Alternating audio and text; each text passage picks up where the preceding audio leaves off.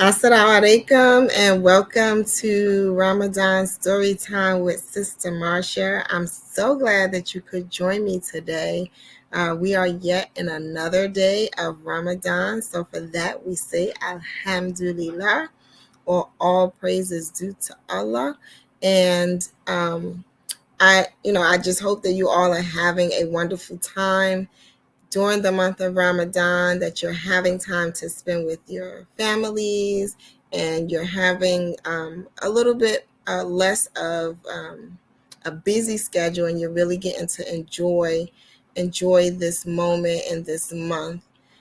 Today we are going to read another story, and tonight's story is coming again from the Quran Stories from Kids for Kids series, and this one is The Builder of the Kaaba.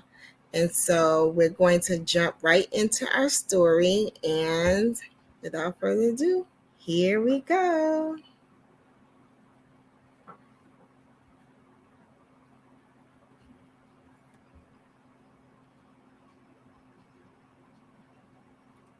Quran Stories for Kids. And the author of these stories is Sani Yasmin Khan.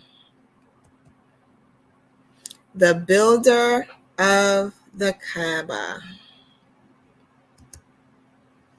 Long, long ago, the Prophet Ibrahim, alayhi salam, and remember in our previous stories we said that means upon him be peace. The Prophet Ibrahim settled his wife Hajar and baby Ishmael, alayhi salam, or upon him be peace, in a lonely valley in Arabia. Thanks to the miracle of the Zamzam spring there, and remember we read about the Zamzam spring, some people began to live there. Slowly it became a small city, which later came to be known as Mecca. Ishmael grew up a strong and loving youth. And then we see pictures in the background of an image of what Mecca could have looked like. The prophets Ibrahim and Ishmael were ordered by Allah to build the house of God, the Kaaba, in Mecca. And the words on the previous screen, build, and then on this screen, Kaaba.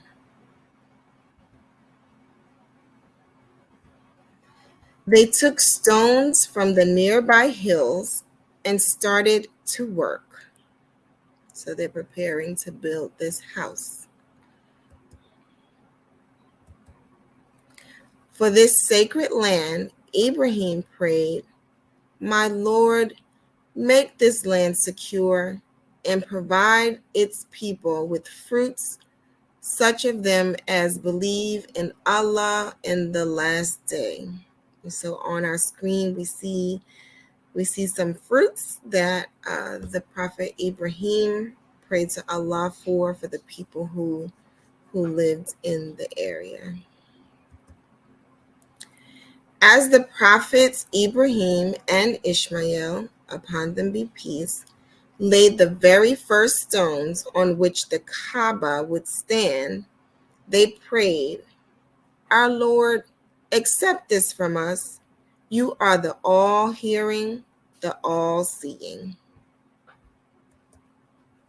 And so there we see the Kaaba starting to be built. You see the stones being stacked on top of each other to build this house. And then we see a complete picture of the Kaaba there in the middle, the black stone.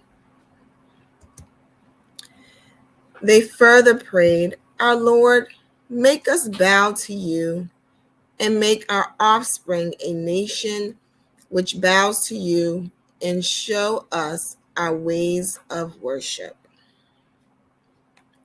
And so they prayed about the people being conscious enough to bow, right? And so when we bow, for us, we're saying that's our salat, right? That's when we are praying to Allah. So they're asking that as a group, they bow to Allah.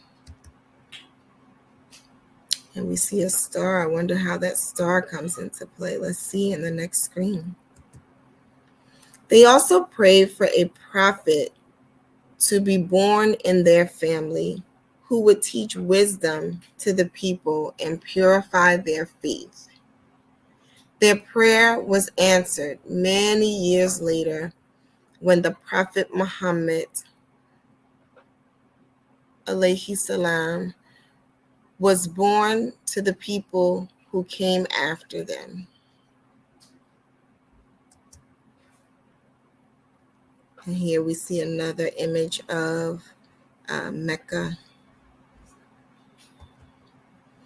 The Prophet Ibrahim was ordered by Allah to clean the Kaaba for those who came there to pray and to call people to Hajj.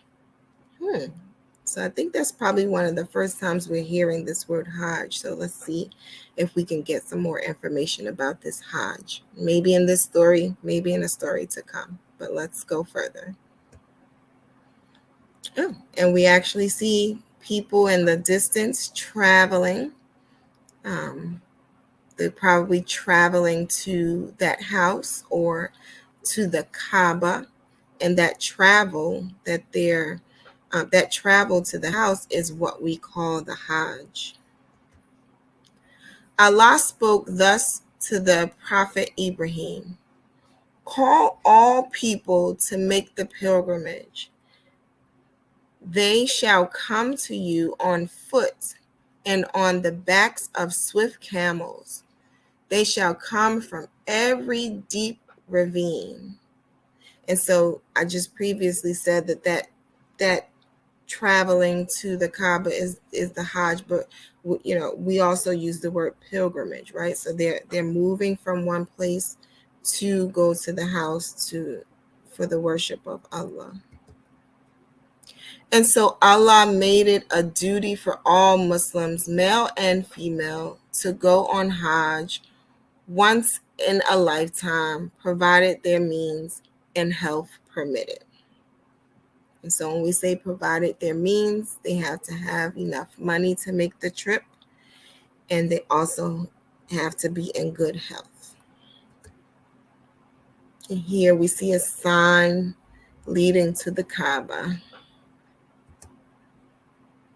And then we see another image of the Kaaba. It's that black stone there on the right-hand side of the screen. Hajj is one of the 5 pillars of Islam. Today, over 2 million people from around the world gather in Mecca to perform this sacred duty. The moral of the story is that believers will promise Allah to follow the example set by the Prophet Ibrahim and his family, doing Allah's bidding, whatever it may be, basing their lives on truth, and, if necessary, giving up life's comforts and pleasures. Allah will be their focus, a goal from which they will never be turned aside by the forces of evil. And so that is the reading of tonight's story. And again, we were reading from the Quran Stories for Kids series. This is Ramadan Storytime, and tonight's story was The Builder of the Kaaba. I hope you enjoyed it. I hope you have a great rest of your evening and a wonderful rest of Ramadan. Inshallah, or if God wills, I would like for you to join me again tomorrow for the next Ramadan story time with Sister Marsha. And in the meantime, Assalamu alaikum.